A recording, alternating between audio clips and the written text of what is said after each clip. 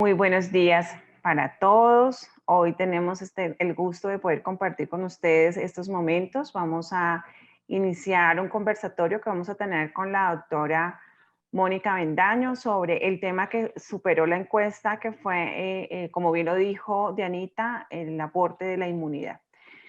Vamos a ir conversando sobre una imagen, una diapositiva, solamente son 6 diapositivas que vamos a tener para compartir durante el tema y sobre ellas vamos a orientar nuestra conversación.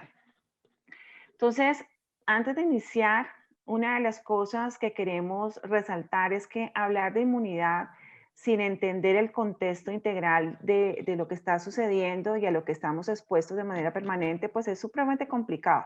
Entonces, por eso es necesario reconocer algunas cosas que la medicina del siglo XXI debería tener siempre presente. Y este tema, estas imágenes son propias, pero los ítems son el resultado de un congreso médico que hubo en España hace 2 años de medicina ambiental.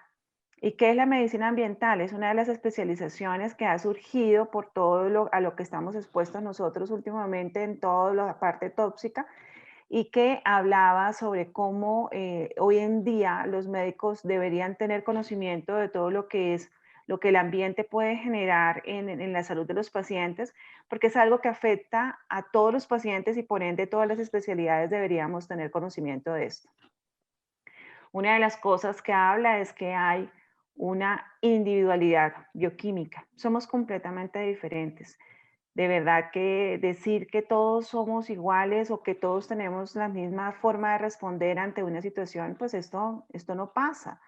Gracias a Dios, hoy en día la medicina ha evolucionado al punto de que sabemos que genéticamente existen biotipos, de que somos unas personas que respondemos tanto a las necesidades como a las situaciones que nos retan de manera muy variada y que todo esto tenemos una predisposición genética para esto. Entonces somos diferentes y este entender que somos diferentes, a mí por lo menos en la consulta me facilita mucho el trabajo cuando llegan las chicas sobre todo que tienen muchas dificultades con el reconocimiento de sus cuerpos y que logramos demostrar que no podemos entrar todas en la misma zapatilla de cristal, o sea, no todas podemos calzar el mismo molde de cuerpo, no todas podemos calzar el mismo calzado de pies, no todas vamos a tener el mismo color de ojos, igualmente no todos vamos a percibir el dolor y las situaciones, porque genéticamente somos diferentes y más con lo que la vida nos va dejando de experiencia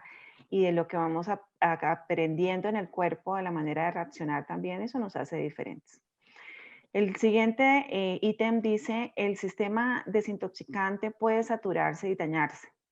A mí, pues eso me fascinó encontrar en ese congreso médico, porque nosotros sabemos como médicos que existe un sistema de detoxificación natural, o sea, todos lo sabemos. Nosotros, incluso los pacientes muchas veces llegan a la consulta muy felices porque están siguiendo pautas de detoxificación a través de rutinas de alimentación, de rutinas de hábitos saludables y todo, favoreciendo la detoxificación y eso es muy bueno. Pero entendamos muy bien que nosotros tenemos la posibilidad de saturar esos sistemas de detoxificación natural, porque los sistemas de detoxificación dependen de muchas variables, no solamente de lo que comemos, sino que si estamos expuestos de manera permanente a sustancias que tenemos en el ambiente, que las respiramos, alimentos inadecuados, a las cremas que utilizamos, por eso tantas cosas que decimos, hombre, escojan muy bien lo que se van a colocar en el cuerpo, hasta incluso el champú que uno va a seleccionar, debería uno tomarse el tiempo de analizarlo muy bien. Y cuando estamos expuestos a tanta basura de manera tan constante, cosas que no vamos a poder evitar nunca, ayudarnos con la alimentación y con una buena rutina de vida es fabuloso. Pero hay gente que tiene sistemas de detoxificación mucho más lentos y mucho más alterados que otros. Entonces, debemos tener en cuenta que ellos también se pueden bloquear.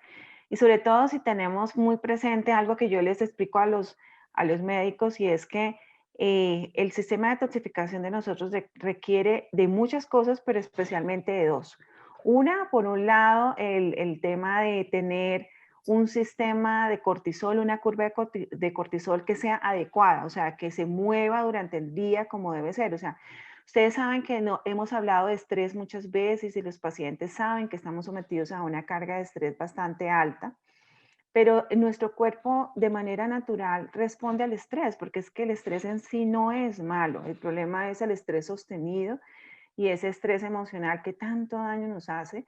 Pero nosotros el solo hecho de abrir los ojos y de ver la luz en las mañanas, eso ya genera un estrés que hace que el cuerpo responda de manera activa y es lo que nos saca de la cama, si no difícilmente podemos salir en las mañanas y más con estos días fríos de Bogotá.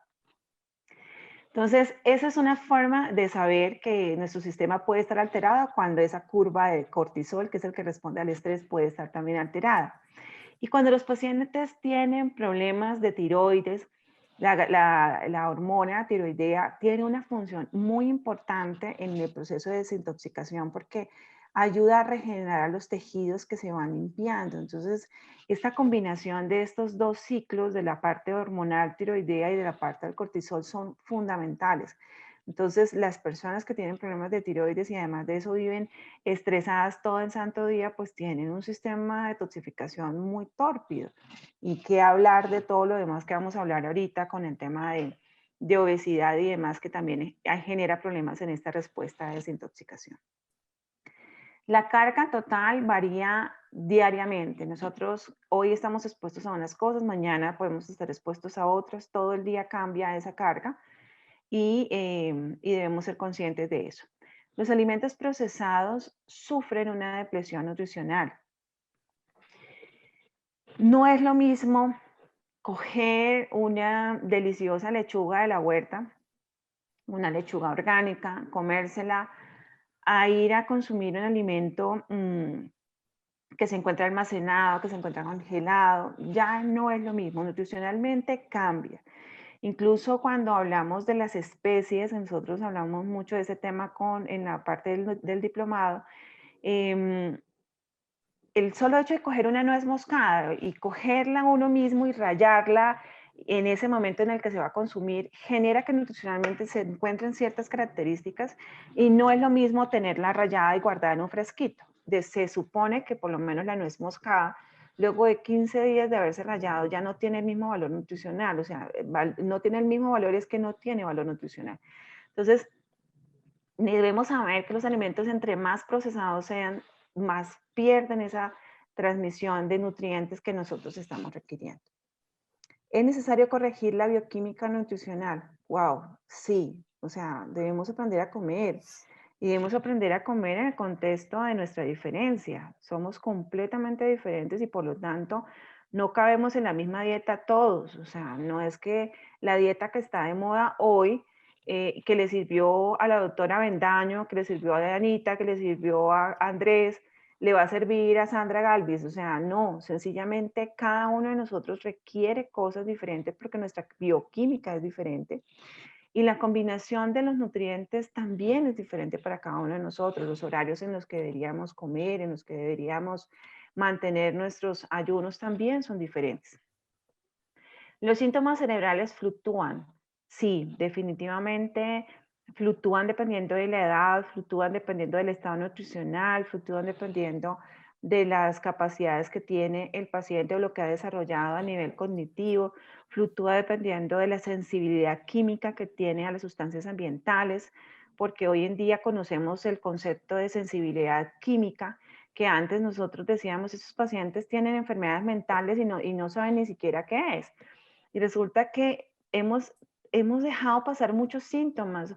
Hoy en día como médicos reconocemos el síndrome vasovagal, reconocemos enfermedades como la esclerosis múltiple, que en algún momento llegaron a pensarse como enfermedades psiquiátricas, porque no le encontrábamos una explicación a esto, pero ya sabemos que la sensibilidad química hace que nosotros variemos muchísimo en la sintomatología y sobre todo a nivel del sistema nervioso central.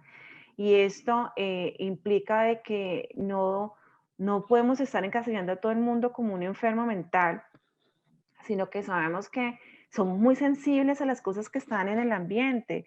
Y hay gente que, por ejemplo, con el solo hecho de oler la gasolina, inmediatamente se marea, inmediatamente genera náuseas. Esa es una sensibilidad química.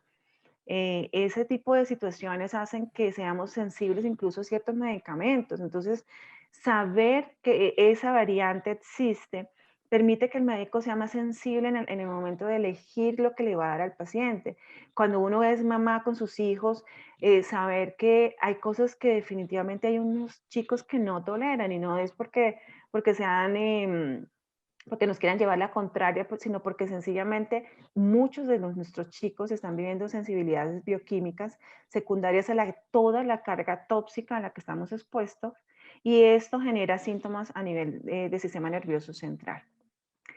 En cualquier momento pueden aparecer sensibilidades. Sí, si yo antes no era sensible a cualquier alimento, a cualquier situación química, puede ser que ahora lo sea. Es que esto no es que nace con nosotros, simplemente tenemos una mayor sensibilidad del nacimiento, pero podemos desarrollar sensibilidades durante la vida, incluso a los alimentos que hemos consumido toda la vida son los que más riesgo tienen de desarrollar tipo de intolerancias alimentarias o de sensibilidades alimentarias.